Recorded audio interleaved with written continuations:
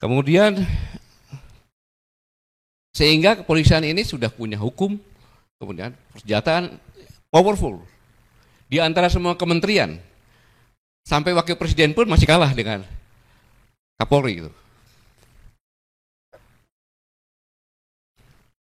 Dan Dr. Madi mengatakan bahwa Undang-Undang Dasar 1945 yang asli itu intinya adalah polisi itu adalah pelindung.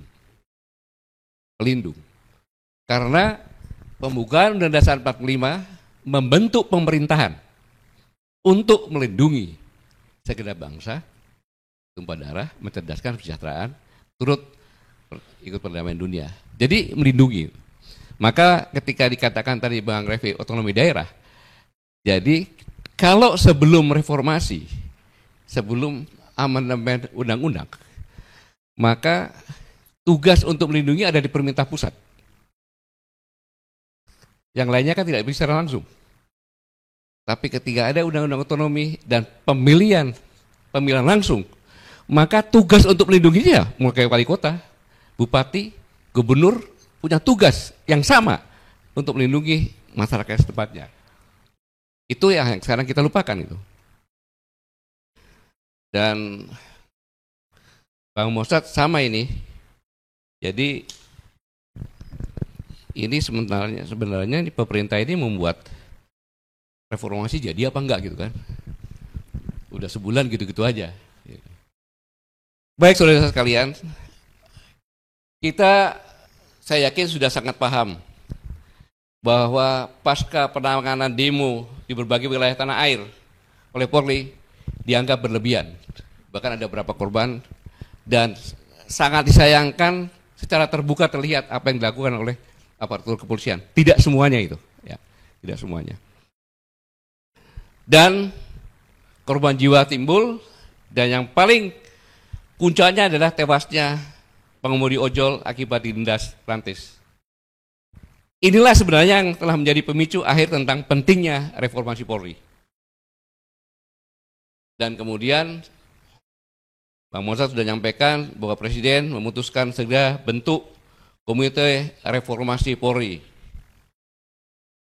Yang dikatakan tadi sudah lebih sebulan, komite yang tunggu-tunggu masyarakat luas belum terbentuk.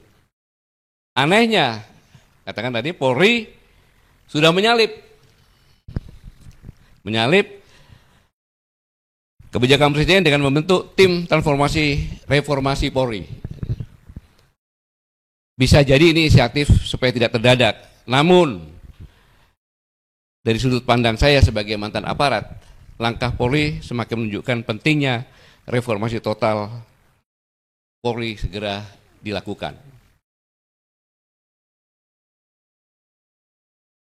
Ironisnya juga, komite yang akan dibentuk pemerintah sampai dengan saat ini masih tertunda terus. Semoga tidak kelupaan, apalagi masuk angin. Bang Mossad menyampaikan nih, supaya saya nggak dimarahin nih.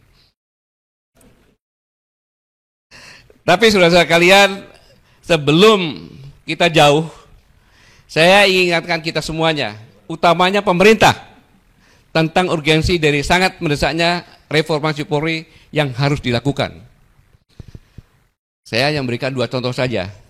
Kita semuanya ingat tentunya kan, di antara banyak kasus-kasus lain, 2 contoh saja. Kasus besar yang sangat mengguncang kita semuanya, yaitu tentang kasus Sambo. Petinggi yang secara sistematis membunuh ajudannya di rumahnya dengan tangannya sendiri, dengan motif yang sampai dengan saat ini tidak pernah terungkap. Kemudian berkonspirasi dengan banyak jajaran, termasuk dengan keluarganya, untuk melakukan obstruction of justice. Ini adalah tindakan yang bertujuan untuk menghalangi atau mengganggu proses penegakan hukum, termasuk investigasi, pengadilan, atau melaksanakan putusan. Tindakan ini berupa mengancam atau mengintimidasi saksi atau pejabat hukum, menghancurkan atau menghilangkan barang bukti, memberikan keterangan palsu, menghalangi akses ke informasi atau lokasi, menggunakan kekuasaan untuk mempengaruhi proses hukum. Ini sebagai gambaran saja.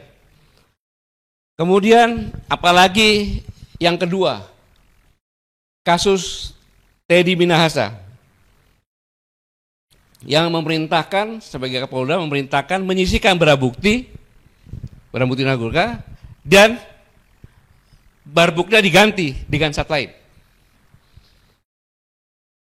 Kemudian menggunakan jajarannya untuk mengedarkan barang bukti atau narkoba ini hingga kerjasama dengan pihak lain untuk mengedarkan narkoba. Ini kurang jahat apa dua contoh ini? Ini sebenarnya yang menjadi puncak, yang menjadi sorotan masyarakat. Tapi mari sekarang kita menengok ada sebuah organisasi lain di dunia ini yang namanya mafia.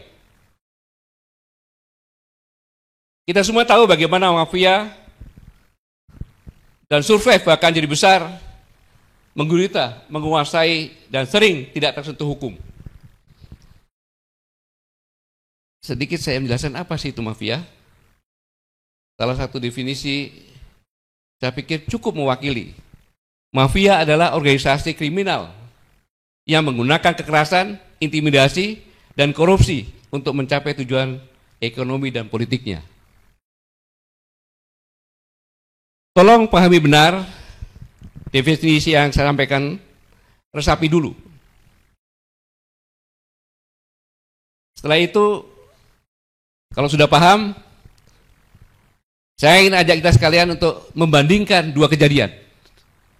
Dua kejadian yang tadi Ferdy Sambo dan Teddy Minahasa, kemudian dengan mafia. Karena kejadian yang dua ini merupakan bentuk gunung es. Kira-kira dua seperti ini sama nggak dengan mafia? Tidak perlu dijawab, tapi cukup merenungkan dalam hati saja. Pahami dalam hati saja.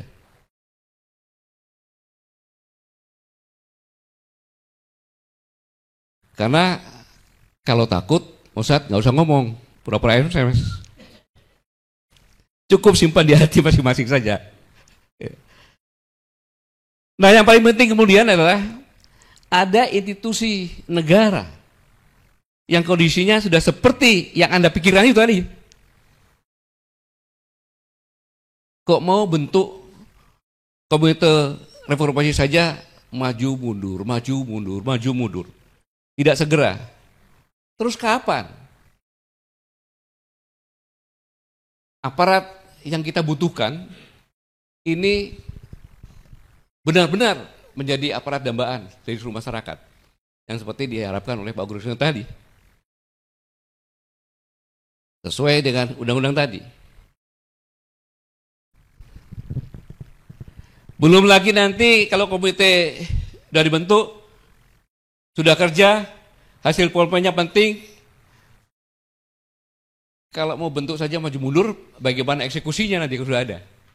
Ini kan jadi semakin tidak mudah. Karena komite belum dibentuk aja sudah disalib.